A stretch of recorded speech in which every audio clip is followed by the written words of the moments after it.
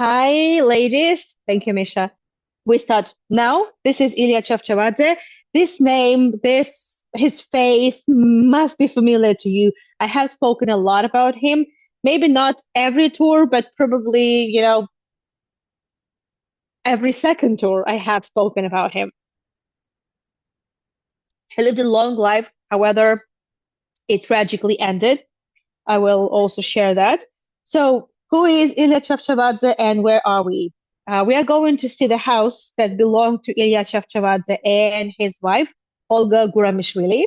And we are heading to the village of Saguramo. Well, by car, it's about 30 minutes, depending on the traffic conditions, obviously. So well, kind of the relatively the road we took from the downtown of Tbilisi. It's really convenient. It's really close, and it's very close to Mtskheta, the old capital of Georgia. And we did a tour of Mtskheta about a year ago, where we visited some important sites. Uh, Saguramo actually means the land of Guramishvili family. Sakartvelo, right? Land of Kartli. This is the name that Georgians use to, this is how Georgians refer to their country. Georgians don't say Georgia, Gruzia, Georgia. They say Sakartvelo, land of the Kartli people. And Saguramo is land of the Guramishvili family, Gurama family from this area. And this house was given was a wedding gift to the newlyweds, so by the parents of Elena. Despite Elena's father hate, well, or at least some sort of disrespect towards Ilia Chavchavadze from the beginning, well, they still gave this generous present to the newlyweds, and this house is unique. This house has survived everything. It is full of personal belongings. It only contains personal belongings. This is amazing, and many items are actually standing on their original places. We're first going to walk in the garden. The garden is really big, and they also try to maintain the arrangement, the design, the way it was during the times of Chavchavadze. And this house was actually for the servants, because both Ilya and Elena came from the nobility. They had servants. They had dozens of the personnel that served them. They owned a lot of land. This is from the Soviet period. This is their wooden sculpture, and this house now is the administration, the library, some research center, and Ilia Chavchavadze is the only person in Georgia that has five museums. No other Georgian in this country has five museums. So that street in every town, be it a small town, is named after Chavchavadze. It also speaks, I would say, for itself. So Ilia Chavchavadze is a very important person for Georgian history, and for Georgian identity. I've spoken so much about it, and well, I think it's high time we actually, spoke a lot more about this person, also about, well, what kind of person he was like, what he actually did, and I will be. I will try not to overload you with information, and also I will be taking you to another museum of Chavchavadze in Tbilisi, well, shortly after this tour, because I wanted kind of not to separate it too much, because I want this information still to be a bit more fresh, in you. The classical balcony terrace that Chavchavadze actually spent a lot of time on the balcony. The little garden, every garden had to have a fountain or a well or something. And by that garden, also Chavchavadze and a lot of people who visited him, because it was the center of creative life of Georgia, absolutely, like 100%. And everything here looks pretty much the same way, pretty much the same way. And this is the museum every Georgian kid has to visit at least once in his life. But actually, like I think every year kids are taken here. And also, it's a popular venue for weddings. This is actually the place for like wedding photo shoots. And it's just one of these fundamental things. Like, every Georgian, every Georgian refers to Ilia Chavchavadze just like Ilia, just that. And everyone knows who exactly, what kind of Ilia they are talking about. So it's a big deal. This is the entrance, and we didn't need to book anything actually. We called, made sure that there would be a tour for us. I needed a tour in English because my friend doesn't speak Russian. And as we waited, so actually, so as I said, the house is original, but they only just needed to do some renovation. And this is the original colors. So they just left a little piece for us for the original colors. And this plaster is new. Well, it looks new, but it's just exactly identical to what it was during the times of Chavchavadze. So they were married for more than 40 years, and this house was their family home. They spent here most of the summertime, nearly every year. So this kind of the list of the items that are exhibited in the first floor, not just in this room. I will be talking about some of the items, but it's just kind of for you to have an idea. A lot of these items are from 19th century and 20th century. So Chavchavadze, well, he lived 70 years and amassed quite a great collection of furniture, artworks, a lot of presents, and just also his personal items, from just his life. This is the portrait of Chavchavadze, and this is actually a very interesting portrait, and I think it's really meaningful. This is the original. It was painted. The artist who created this artwork, I have spoken about him. This painting, with his Gagibashvili, I will talk about the artist later, started working on his portrait while Chavchavadze was still alive. He was 70. And 2 months after this, since the start of the making of this painting, Chavchavadze was killed. And this is the photograph of the procession. The entire city went to say goodbye to the funeral of Chavchavadze. So this is him. This is his last portrait, and very meaningful for the museum. It's very important to have this painting in this place. The original. So the artist is Gigo Gogibashvili and Georgi Gabashvili. Gigo, it's a kind of a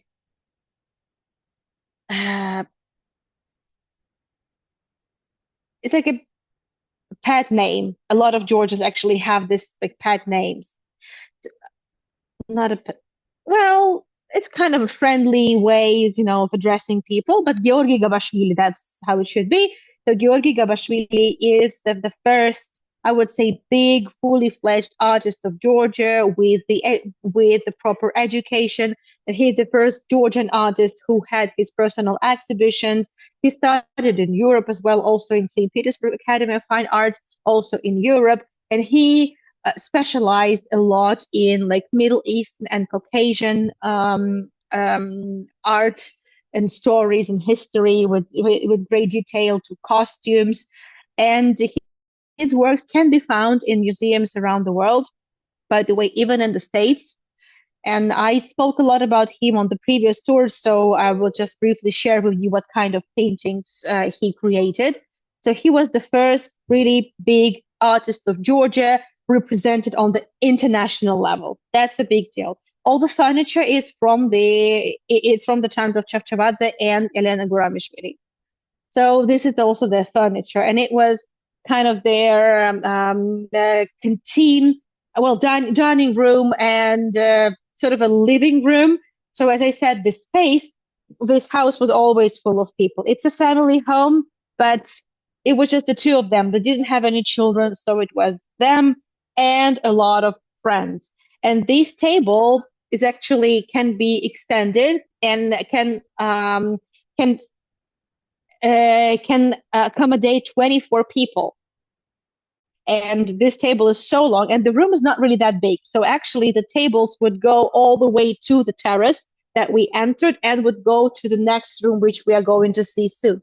That's his rocking chair that he would sit a lot in this chair. He could just, close the doors and stay in this room for 3 hours thinking about, well, I don't know, his work, his I don't know, stories, novels, or maybe also his brainchild, the Iveria newspaper, which was the first newspaper printed, published in the Georgian language. So, what's Iveria? This is an ancient name of Georgia. That's the original stove. Everything is original here, the same lock. And I think this clock is very important. So this Chavchavadze brought this from Europe, from France. And if you take a closer look, you will actually see there that the days of the week and months are written in Georgian. But he brought it from France. He brought this clock from France. And then he changed the words into Georgian. And I think this really speaks for itself, the whole thing. So the thing is that by mid-19th century, the Russian culture was predominant and prevailed. Right? So 1801, Russia invaded Georgia and took over Georgia. And obviously, everyone was supposed to study and to learn and speak Russian. The education was in Russian. Yes, big groups, let's say Georgian nobility was given the same rights, recognized represented the same way as the Russian nobility. But obviously, Russian culture and it's like the same thing. Whenever one people invade other territories, they want to make their culture predominant and they dominate and make sure that the other identity is gradually forgotten. That's what usually happens. And it has always been like that, regardless of the period. That's how it works. And by that time, many people started to forget Georgian language. It wasn't prohibited, right? But it was just really forgotten, neglected, because it wasn't the language of educational system. It wasn't the language of the banking system. The life was all about. It was all. And Chavchavadze was the first person who realized this couldn't go this way. This couldn't work. This wouldn't work this way. And with all his work, be it a literary work, because he was a writer, he was a poet, and also with other things such as his financial activity. He actually started in St. Petersburg. He wanted to be a lawyer. So with all his work in the legal field, in the legislation, and his connections with the nobility, Georgian nobility and Russian nobility, it all had it all had this one big goal to bring back Georgian identity, to make Georgian study Georgian again, to write in Georgian, to create works in Georgian and for Georgians. However, it's important to remember that he was not really anti-Russian, anti-monarchist. He wasn't revolutionary. He was actually, in a way, a diplomat, an ambassador of Georgian culture, let's say, in the Russian Empire. And he started in St. Petersburg, but he never really finished. He brought this it's not a musical instrument. It's like God goodness, I forgot this word. I forgot this. So it's kind of a music player. I forgot the word. It just really slipped my mind. When I remembered, I'll let you know. No, probably won't remember. So he brought it from St. Petersburg. He would. It's still, by the way, it's still working. It's still functioning, but they don't really turn it on. these items, this artwork, he also brought from St. Petersburg. So he studied in St. Petersburg at a law school for several years, but he never really got to finish. In many ways, due to the, well, some commotions among the students, addressed obviously, well, kind of against the monarchy. And maybe he was, by the way, this is him in his first year of the law school in St. Petersburg. So he decided not to continue his studies and returned to Georgia, and he finished his education in, well, his studies in Georgia. So he was a lawyer. He was an aristocrat. He was a lawyer and also a writer and a poet. So this is kind of the living room. So that was the dining room. This is the living room that was basically turned into a concert hall. He was a big fan of music. The paintings you see on these walls, well, the furniture is really this kind of a neo-Gothic style. It also belonged to Chavchavadze. And the paintings, the three paintings in this room, they were present from Elena Guramichvili to Ilia Chavchavadze. Well, this painting, well, this Dutch art, but it doesn't have a name. It's unknown artist. It's called Fear, and I can see the fear. I can definitely see that. I can't tell whether the frames are original, but I believe so. I believe so. I'm not 100% sure. So this painting is by Horace Vernet, a Mazeppa surrounded by wolves, 19th century, present from Elena Guramichvili. And also the next one is Grant to Reception of Jacques de Millier, the Order of Templars. Also, you're going to see it now. So these two paintings, we know at least who created them. The last one, I don't know, but this is like a good quality art in actually very good condition.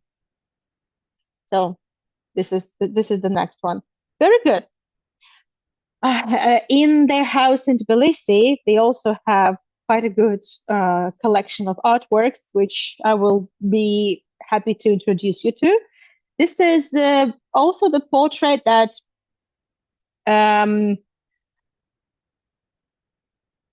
we have his very good friend depicted here.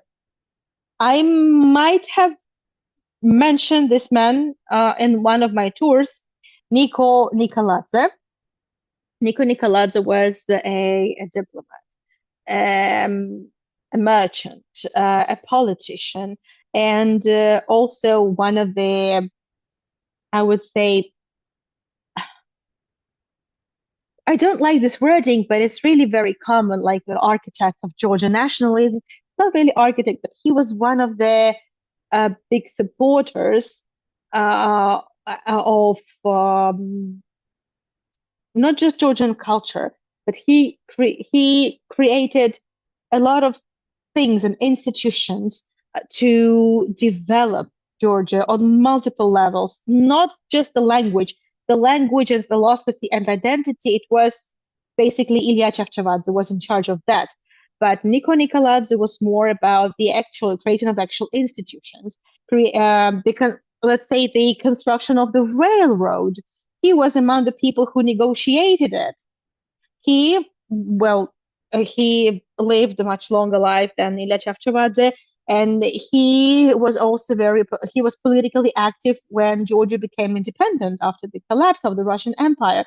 This is he with other members of the diplomatic delegation in Berlin in 1918. In Nicoladze, there is a town called Poti by the Black Sea.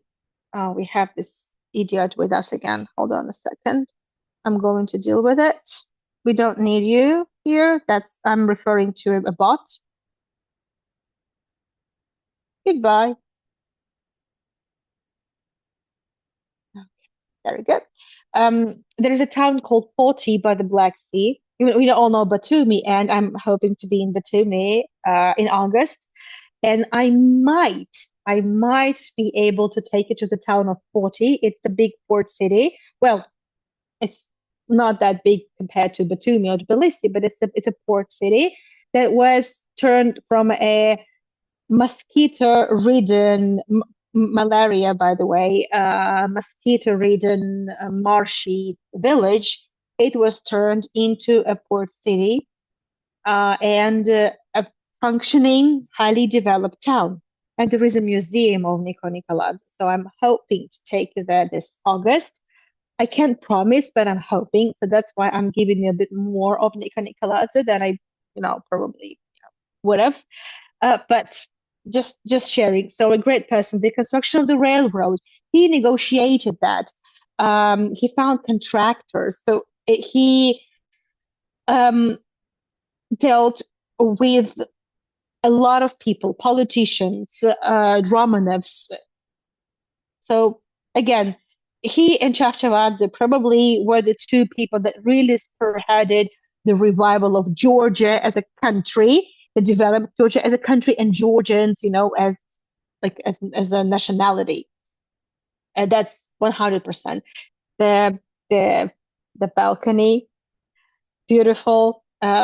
I loved it there. It was so fresh. It was actually a hot day, but it was so fresh there, really magical. That's the house. So that's the servant's house, which is now the administration of the museum and the library, and a little like research center. Obviously, Chavchavadze's works are researched on multiple levels. Well, not just him, but so he seems to be one of the biggest contributors to this like nationalist movement in the 19th century. Like he's the one who started it. He's the one who ignited that. So yeah, for sure. Um, the As I said, Chavchavadze was a lawyer, and literature, poetry was just his. Well, on the one hand, it was a hobby. On the other hand, he saw it as a tool.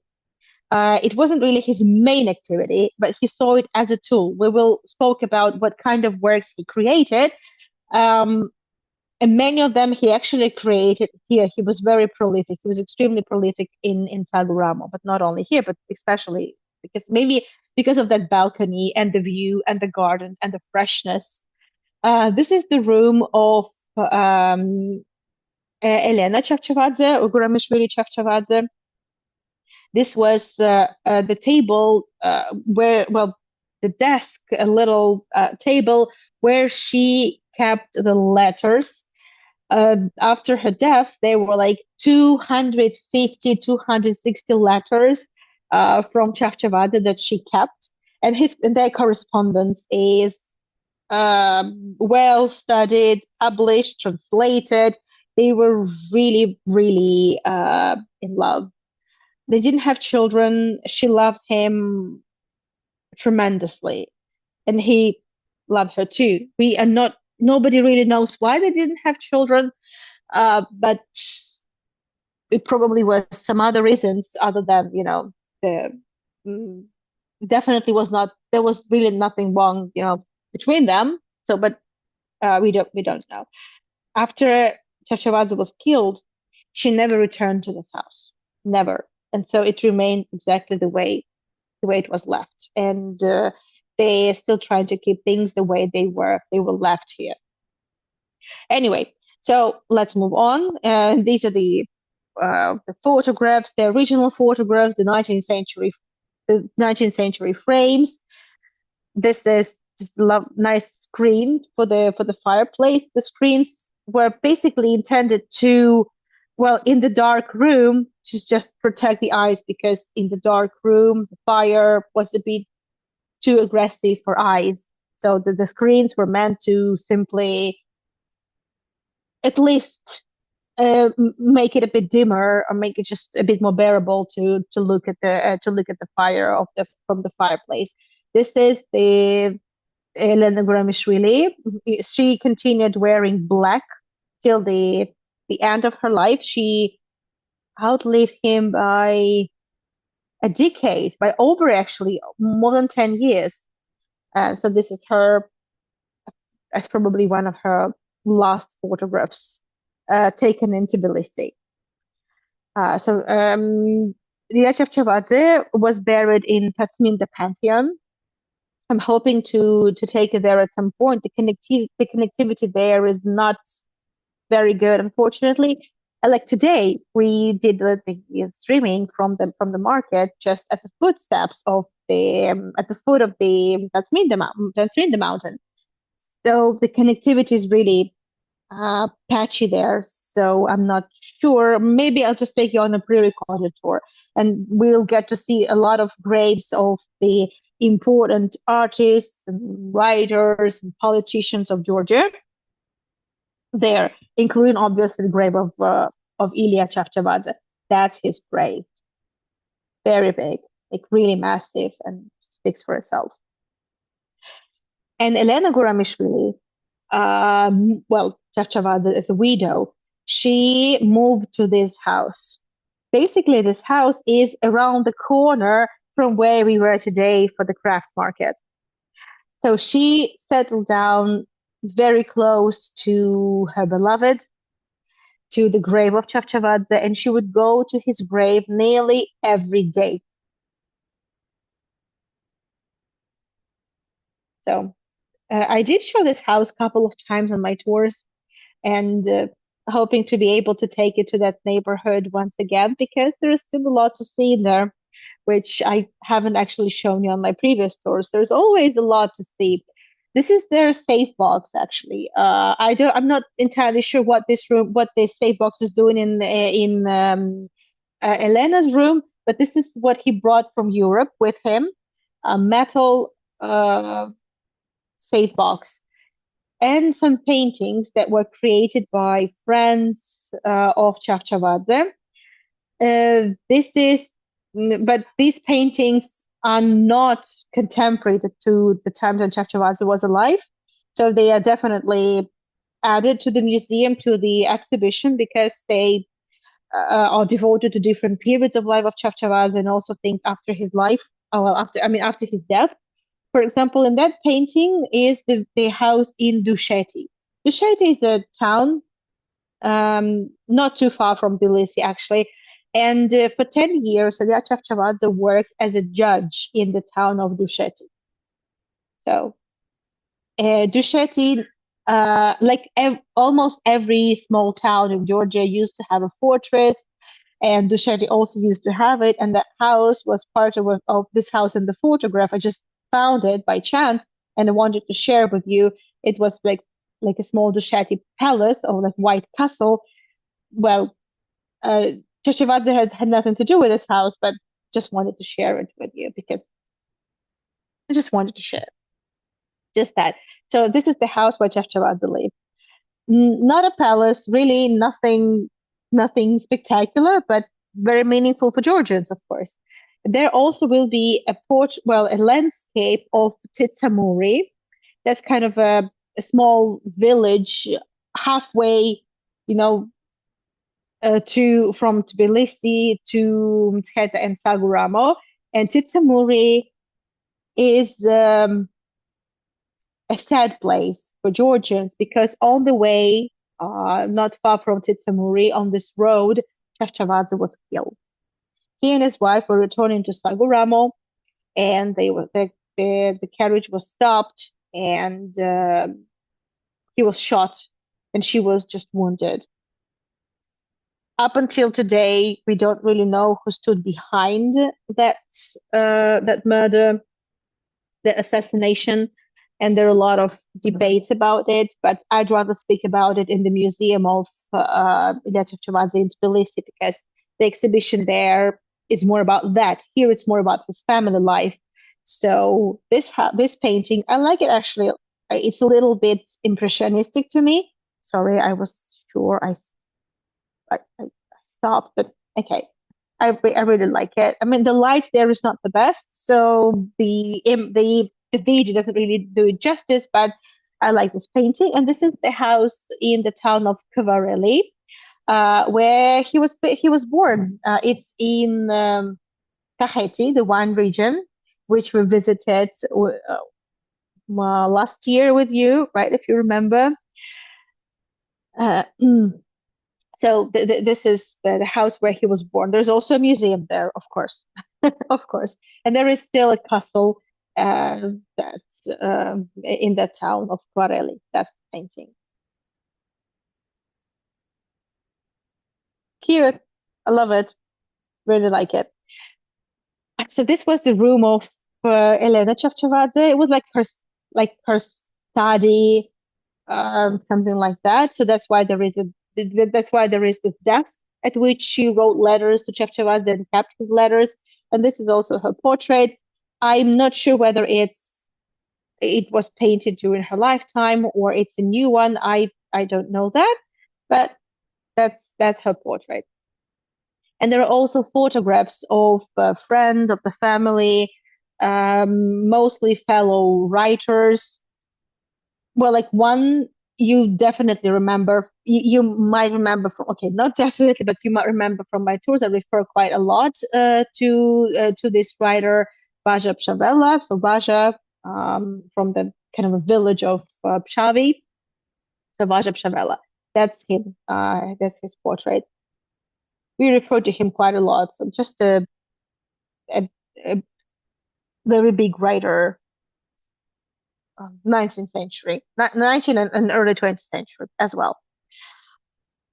Now, this is kind of the gallery. I'm not sure whether this is the temporary or permanent exhibition, but here we have watercolors by Henryk Gryniewski, who was well, he was a Polish artist. His family was exiled from Poland to the outskirts of the Russian Empire because they were very anti-Russian. Obviously, well, Poland was several times conquered by the Russian Empire, different areas of Poland. We have spoken a lot about it. That's also how Russian Empire turned into the country with the biggest Jewish population in the end of the 18th century and then 19th century, and then So anyway, and a lot of Georgians, a lot of Polish people, Polish nationalists, anti-monarchists were exiled to the outskirts of the empire and mainly the Caucasus. There was a big Polish community in Georgia, and Gryniewski was one of them. He started in St. Petersburg. He started in Georgia. And he returned to Tbilisi, and he became quite a popular artist actually. And he created a lot of book illustrations, not only for Chavchavadze but also other writers. And he was killed in the 30s by KGB, and his wife Maria Perini. She was Italian. She was a ballet dancer as a ballerina. She actually came to Georgia, and basically she brought ballet to Georgia. She introduced Georgians to European classical ballet, and a lot of big Georgian dancers studied actually from her. She's the one who founded the ballet school in Georgia, in Tbilisi. And she, after her husband was killed, she was forced to leave the country in the 30s, and that was it. And a lot of artworks painted by Gryniewski were destroyed, a lot of them. But we have a lot of book illustrations still. So, and in this room, they exhibit illustrations to different novels and literature works by Chavchavadze. So let's talk a little bit more about Chavchavadze as a writer. So he created the series of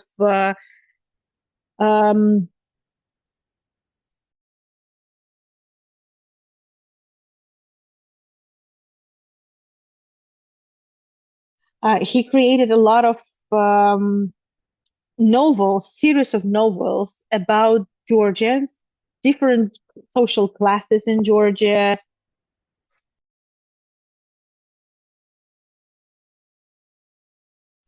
He created so for Georgians about Georgians. For example, the Otar's Widows. This is the story about Georgian women. So he also created a lot of works praising Georgian women and strong um, women with the will, with power. This is like one of them. So this is the illustration of Krynevsky about the Otar's widow, Otran widow. Um, Also, he in some of the works he well, for example, just a second. I will just pause for a sec. In some of the novels, he didn't praise Georgian people, but he actually criticized them and even mocked them. He mocked, basically their vices. And for example, in this novel, it's kind of a short story. The Darijan is writing a spell according to the human. He's the man. It's a part of the um, it's part of the story, and the man that depicted there was I would say very superficial, and completely disrespected women, and completely disrespected and disregarded, Georgian culture. He was mainly into food and mercantile, money, food, and all sorts of pleasures, but you know, this type of things, because there were also people like that. I mean, there are also people, like always people like that. These are the personal belongings, writing utensils, some stationery, other things that belong to Chavchavadze. They're all they were all basically left in this house. I'm not even sure what that is. Some pencils, the matchbox, some magnifying glass, the quail, and the stamp for the Iveria newspaper. So Iveria newspaper was one of the most important works that he regarded as one of the most important things he had ever created, because this was the newspaper that was published regularly in Georgian. It was the first Georgian language newspaper. And I actually did take you to the place where this newspaper was started and where the publishing house was in Tbilisi. This is the photo. This is the house, the second balcony. This is the birthplace of the Iberia newspaper, and that newspaper took a lot of his time, a lot of his times, and he worked a lot about. He worked on it also in his summer house. So the summer house, and as I'm saying that, you can also take a look at the works of Krynevsky, illustrations to other tales and novels by Chavchavadze. And Saguramo wasn't really the place where he would go for a weekend, or spend like a summer house where he would just chill and enjoy his, I don't know, free time. It wasn't really the place. This is the place where he worked, probably work even harder than in Tbilisi, because yet less people would come to Saguramo, and in Tbilisi, well, there were just too many people who wanted to see him. Saguramo was kind of a getaway where he could escape from that. There were also a lot of people here for sure, but he had a little bit more time to himself, a little bit. Just some other things that you can find. This is like in this display, a lot of photographs, panoramic views of Europe, some photos of Elena Guramishvili. That's her. It's a family photo album. And this is like for panoramic views, stereo photography. That was very popular in the second half of the 19th century. A lot of people had that. And also there's a very rare thing, actually. So David Guramishvili, who was also the representative of the Guramishvili family, so he was the ancestor of Olga Guramishvili, he was the 18th century writer. Sorry, that's a bit too quick. We'll get back to it. He was, in a way, so the Georgians consider him the second biggest writer of all times after Shota Rustaveli. And Shota Rustaveli, the Panther, the Knight in the Panther Skin, is like the biggest, poem of all times for Georgians, praising Georgian men, Georgian women, Georgian strength, will, and wits. But David Guramishvili, who was the ancestor to Elena Gramishvili. So he's like the next best 18th century writer. And this is the only, well, kind of the portrait of him. Actually, it was self-portrait by him that Elena kept to herself. It was like a family, family valuable thing, a valuable item. And these are, it's related to obviously the death of Ilia Chavchavadze. They were not here during his life. These are the different, the sashes, then also the post-mortem face mask, and also the plastic cast of his hand. This was a big tradition, and I think it was very common across Europe. And this is just all the sash created. They were donated by different communities. For example, there's one of them. It's about the Muslim community of Tiflis. Different communities, different organizations came to the funeral ceremony. It lasted several days. So everyone, regardless of their religion, people of all walks of life, the poor, the rich, everyone came to say goodbye to Tatsminda. And there was a big procession that just ran through the city. And this is the collection of the medieval armors, weapons, and all sorts of things from the collection of the Gramishvili family that belonged to her father. It had nothing to do with Ilia Chavchavadze himself. He didn't collect these things. It was the Olga's father who collected it. I'm not sure whether it was always in the house. Now we're going upstairs to see two more rooms. That's the coat of Chavchavadze. He wasn't a tall man, apparently. His hat, his pocket watch, his notebook. This is his also writing utensils, like pen, the knife, paper knife, the quail. And that's his notebook and his handwriting.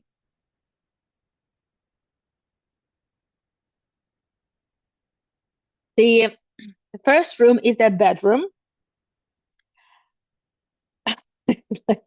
Maybe they didn't have kids because they slept separately. I'm joking, of course, but that's what a lot of kids say, I assume, when they visit. But this is their bed, and this is just how it used to be. Well, the photographs, I'm not sure. The wardrobe is original. A lot of personal belongings, different items that belong to Elena, some for cosmetics, for jewelry, for perfumes. She left them here. She never returned to this house. She couldn't. And also I'm not sure if that's original. This is her. It's one of the earliest photographs. This is the family. This is the parents of Elena Guramishvili. You can see clearly from the beginning, like from the first glance. Okay, at first glance, that's a noble family. That's for sure. And also a lot of photographs of the family members, the brothers, sisters, family gatherings of Elena and Ilia. This room even has this rug used to be in the house. By the way, it's also a very important exhibit. And even the lamp, this is the oil lamp, also original. We were told by the guide that in the house, only the two lamps were original, so were here during the times of Chavchavadze, but the rest are just contemporary. So this is his study. By far my favorite room. So this is the original lamp from times of Chavchavadze. So this lamp saw it all. I think now they have a light bulb there, but it was the oil lamp. And I believe that the walls were painted again, restored. But this is the furniture. This is his desk. This is the desk at which a lot of documents, literature works were created, and also the Iberian newspaper items. This is the sofa on which he could rest. He could just close the door to his study for several hours, and they wouldn't even hear a word, even, steps. He could be just, maybe he just took a nap, who knows? But he used to work like that. He worked really hard, and he spent most of the time in his room.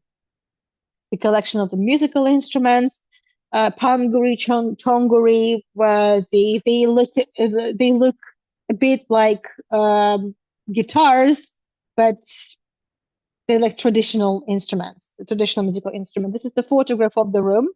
You can still see the same sofa. You can still see the same stove. And from there, you could see the window, the door to the bedroom. And also, let's have a short walk in the other section of the garden that we didn't see. And so I think hopefully next week, maybe in a week from now, I'll take you on a several tours, probably 2 tours of the house of Chavchavadze in Tbilisi. It's a beautiful historic 19th century building on the left bank of the Kura River. I loved it. It has a lot of, artworks, furniture, beautiful items, the 19th century, early 20th century. That's Chavchavadze himself. Looks a little bit creepy, but okay. This is like a tradition. All the school kids, when come here, for the school trip, they take photos next to the head of Ilia Chavchavadze. Obviously, it wasn't here. Well, he was still alive. Obviously not, but that's the house. By the way, and it was the Museum of Chavchavadze during the Soviet period. So you see this white stone tablets. So these tablets it's written there in Georgian and in Russian that it was the house of the Ilia Chavchavadze, and this museum functioned during the Soviet period. So Chavchavadze was amazing. So even though he did so much for the Georgian independence, but again, he wasn't really on this political side. It was mostly about the creative side, but the spiritual side as well. But he was friendly when he was friends with a lot of those, aristocrats and merchants and industrialists and bankers, who all of them contributed and kind of prepared the Georgian culture and Georgia for the times when it actually, managed to remain independent. And for many, this, again, the second revival of the Georgian nation after the collapse of the Soviet Union. And in the Soviet period, Georgians were able to just, they fought and they won for their right to keep Georgian as the state language, because the Soviets wanted to eliminate that. They wanted to, they even issued a law, they signed a law on the abolition of Georgian language as a state language, but Georgians took it to the streets and they won. So a lot of it, like Ilia Chavchavadze would have been really proud of them, for sure. Definitely would be proud of them. So let me know if you have any questions. Again, I'm not Georgian historian. I'm not specialist in Georgian literature. I'm open in the chat for your questions. I'm not. And I will be sharing more information on the other tours. But again, whenever I can and as much as I can, I'm happy to share this information with you.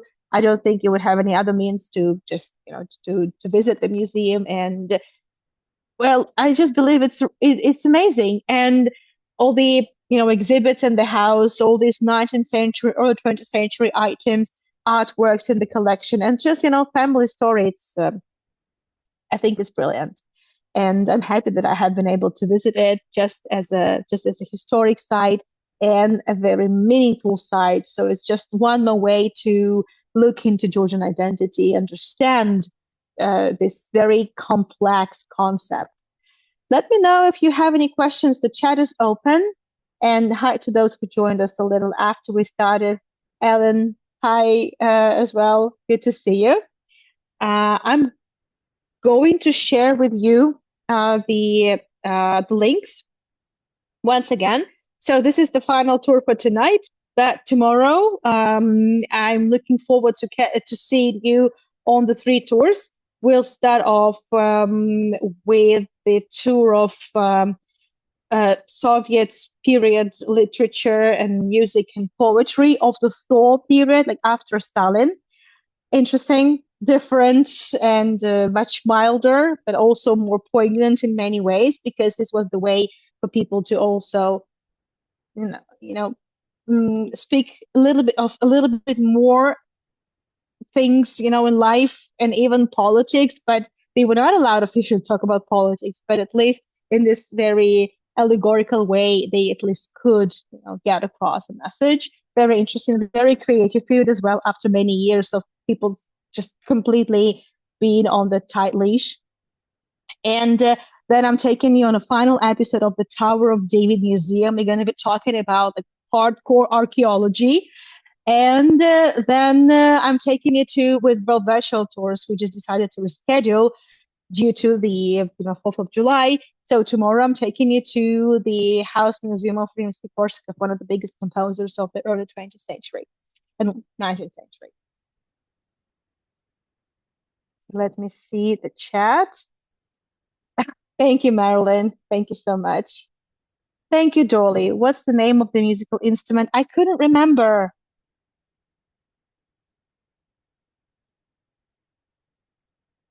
No, I can't remember. I'll try to. If I remember, I'll let you know, okay? Probably harmonica, harmonium, harmony. No, I don't know. I'll let you know. I forgot it even in Russian. So I'm glad you found it interesting. You got such good vibes when you spoke about him. Thank you, Sharon. Well, I will talk more about him. I will. Well, because Georgians do not really imagine themselves without Ilya. It's like, if they refer to him just by his first name, that means you refer to a person just with his last name when it's a person you know very well, or it's a person yet you feel very close to, or that's close to you. They treat him with respect, but also with like really, really strong feelings and attachment. So they feel like they're everybody's relative, I would say. It's still in the music box. No, no, no, no, no. That's not a music box. No, I will try to remember. I will. So we'll see. It's bugging me. It's bugging me now too. I'll get back. Hopefully I will remember. If I do, I'll text to Dolly. Yes. Thank you so much, everyone, for joining me. I would appreciate your support. I didn't expect a lot of interest to this type of tour again. It's a very niche thing, but even though, thank you so much for everything. You can send a PayPal donation. You could buy me a coffee. That would mean a lot to me. Thank you for being with me. Thank you for following me. And I will see you tomorrow. Night, night. Bye-bye, everyone. And Sharon, please send my love to your mom. And I will see you tomorrow. Thanks for everything. Bye bye.